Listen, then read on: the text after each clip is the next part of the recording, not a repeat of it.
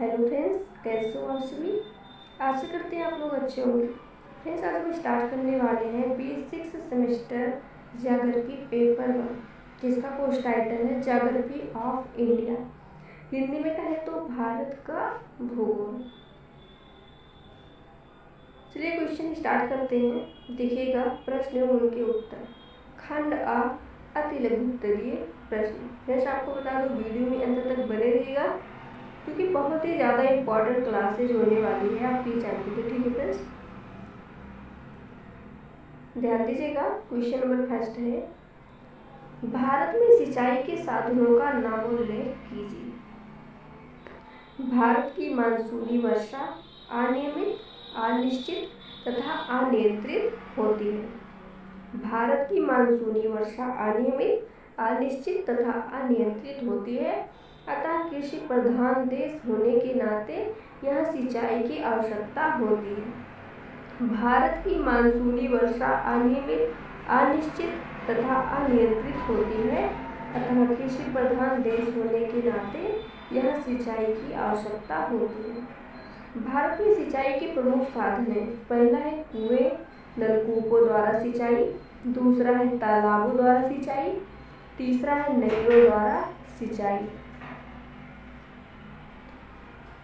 आगे देखिए question number second, हरित क्रांति से क्या तात्पर्य है। आपको बता दो मोस्ट इम्पोर्टेंट क्वेश्चन है, आपके एग्जाम में पूछा जाएगा। हरित क्रांति से क्या तात्पर्य है। अमेरिकी विद्वान डॉक्टर विलियम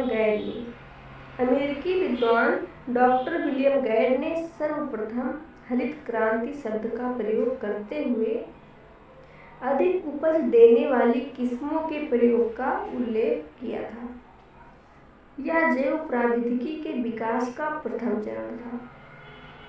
अमेरिकी विद्वान डॉक्टर विलियम गैड ने सर्वप्रथम हरित क्रांति शब्द का प्रयोग करते हुए अधिक उपज देने वाली किस्मों के प्रयोग का उल्लेख किया था।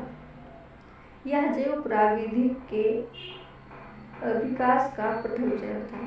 चतुर्थ पंचवर्षीय योजना में कृषि विकास के लिए नई कृषि रणनीति के अंतर्गत अनेक कार्यक्रम चलाए गए। चतुर्थ पंचवर्षीय योजना में कृषि के विकास के लिए नई कृषि रणनीति के अंतर्गत अनेक कार्यक्रम चलाए गए और हरित क्रांति का सूत्रपात हुआ। इसके मुख्य तत्व हैं, पहला है अधिक उपज देने वाली किस्में, दूसरा है उन्नत बीज, तीसरा है रासायनिक उर्वरक, चौथा है सघन कृषि कार्यक्रम, पांचवा है लघु सिंचाई योजनाएं, छठा है कृषि शिक्षा एवं अनुसंधान और सातवां है पौध एवं भूमि संरक्षण आदि। क्वेश्चन नंबर 3, भारत में उर्वरक उद्योग।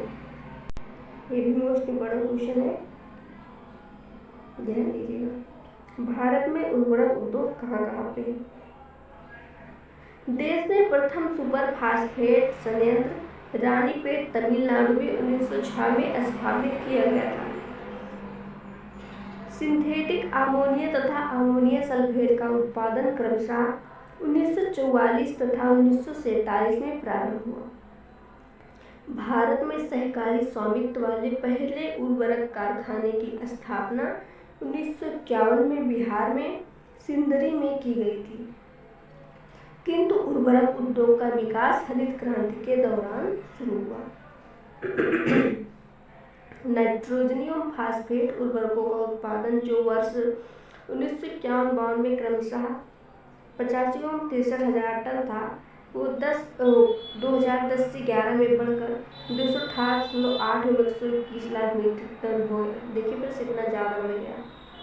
इस उत्पादन में वृद्धि के साथ भारत विश्व का तृतीय बृहत्तम नाइट्रोजन उत्पादक तथा फास्फेट उर्वरकों का 7वां बृहत्तम उत्पादक देश बनकर उभरा है। ध्यातव्य है कि भारत में पोटाश उर्वरकों के उत्पादन की कमी है। इसके लिए देश को आयातों पर 100% निर्भर रहना पड़ता है।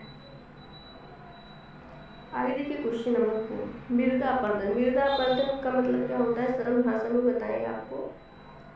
ये भी मोस्ट इम्पोर्टेंट क्वेश्चन है। देखिए, मृदा का मतलब होता है मिट्टी, अपरदन का मतलब होता है क्षरण होना। क्षरण होना का मतलब क्या होता है, जैसे मिट्टी का कटाव। जैसे मिट्टी की ऊपरी परत हट जाती है, क्षरण हो जाता है उसका, या फिर कह सकते हैं अपरदन। मिट्टी की ऊपरी परत जो है हट जाती है, जैसे बहुत कभी कभी आपको पता है भारी मात्रा में बारिश होती है तो उसके कारण क्या होता है, मिट्टी की ऊपरी परत कट करके बह जाती है, तो इसको मृदा क्षरण कहते हैं। और बहुत ज़्यादा तेज़ी से जब हवा चलती है, यानी कि तूफान कह सकते हैं, जब तूफान आता है तो मिट्टी की ऊपरी परत उड़ करके कहीं अन्यत्र चली जाती है, तो इसको भी क्या कहते हैं, इसको भी कहते हैं मृदा अपरदन। ठीक है फ्रेंड्स, देखिए इसमें क्या दिया गया है, मृदा अपरदन जल तथा वायु जैसे प्राकृतिक कारकों अथवा मानवीय व जंतुओं के हस्तक्षेप से मिट्टी की ऊपरी परत का हट जाना मृदा अपरदन अथवा भूमि कटाव कहलाता है। एक प्रशासनिक अनुमान के अनुसार भारत में प्रति वर्ष लगभग 100 करोड़ मीट्रिक टन मिट्टी धरातल के ऊपरी भागों से जल द्वारा बहाकर व्यर्थ कर दी जाती है। यानी कि जब भारी मात्रा में बारिश होती है तो मिट्टी की ऊपरी परत बह करके अन्यत्र कहीं जाके जमा हो जाती है या जम जाती है। ठीक है फ्रेंड्स, प्रशासनिक अनुमान के अनुसार भारत में प्रतिवर्ष लगभग 120 करोड़ मीट्रिक टन मिट्टी धरातल के ऊपरी भागों से जल द्वारा बहाकर व्यर्थ कर दी जाती है। मृदा क्षरण की यह मात्रा विश्व में प्रतिवर्ष हो रहे मृदा क्षरण का लगभग 20% है। मृदा अपरदन दो रूप में होता है। कितने रूपों में? दो रूपों में होता है। एक होता है आपका परत अपरदन, एक होता है आपका अवनालिका अपरदन। मृदा अपरदन दो रूपों में होता है। पहला है परत अपरदन, दूसरा है अवनालिका अपरदन।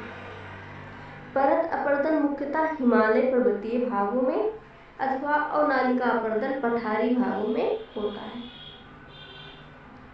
क्वेश्चन नंबर 5, जनसंख्या घनत्व से क्या तात्पर्य? जनसंख्या घनत्व की बात करें फ्रेंड्स आपको, तो इसका मतलब होता है व्यक्तियों की जनसंख्या में वृद्धि होना, इसी को कहते हैं जनसंख्या। देखिए, जनसंख्या घनत्व प्रति वर्ग किलोमीटर क्षेत्रफल में निवास कर रहे व्यक्तियों की संख्या को प्रदर्शित करता है। जनसंख्या घनत्व प्रति वर्ग किलोमीटर क्षेत्रफल में निवास कर रहे व्यक्तियों की संख्या को प्रदर्शित करता है। अर्थात जनसंख्या घनत्व मानव एवं भूमि का अनुपात है। अतः किसी प्रदेश के क्षेत्रफल और जनसंख्या में जो पारस्परिक अनुपात होता है उसे जनसंख्या घनत्व कहा जाता है। जनसंख्या घनत्व निकालने का सूत्र है किसी क्षेत्र की कुल जनसंख्या बटे उस क्षेत्र का क्षेत्रफल। आगे देखिए, सामान्यतः जनसंख्या घनत्व प्रति वर्ग किलोमीटर में निकाला जाता है। किसी प्रदेश का जनसंख्या घनत्व इस तथ्य को प्रदर्शित करता है कि उस प्रदेश में उपलब्ध संसाधनों का प्रयोग या उपयोग कितने व्यक्तियों द्वारा किया जा रहा है। क्वेश्चन नंबर 6, पश्चिमी विक्षोभ क्या है? पश्चिमी विक्षोभ, जिसको इंग्लिश में कहते हैं वेस्टर्न डिस्टर्बेंस। ठीक है फ्रेंड्स, ये सर्दियों के मौसम में जो तूफान आता है इसी को कहते हैं। देखिए, पश्चिमी विक्षोभ या वेस्टर्न डिस्टर्बेंस भारतीय उपमहाद्वीप के उत्तरी इलाकों में सर्दियों के मौसम में आने वाले तूफान को कहते हैं। पश्चिमी विक्षोभ क्या है, इसे इंग्लिश में वेस्टर्न डिस्टर्बेंस कहते हैं। ये भारतीय उपमहाद्वीप के उत्तरी इलाकों में सर्दियों के मौसम में आने वाले तूफान को कहते हैं, जो वायुमंडल की ऊपरी तहों में भूमध्य सागर, आंध्र महासागर और कुछ हद तक कैस्पियन सागर से नमी लेकर अचानक वर्षा या बर्फ के रूप में उत्तर भारत, पाकिस्तान व नेपाल पर गिरा देता है। उत्तर भारत में रबी की फसल के लिए, विशेषकर गेहूं के लिए यह तूफान अति आवश्यक होते हैं। पश्चिमी विक्षोभ का भारत में प्रवेश पश्चिमी जेट प्रवाह द्वारा होता है। शीतकाल में रात्रि के तापमान में वृद्धि इन विक्षोभों के आने का पूर्व संकेत माना जाता है।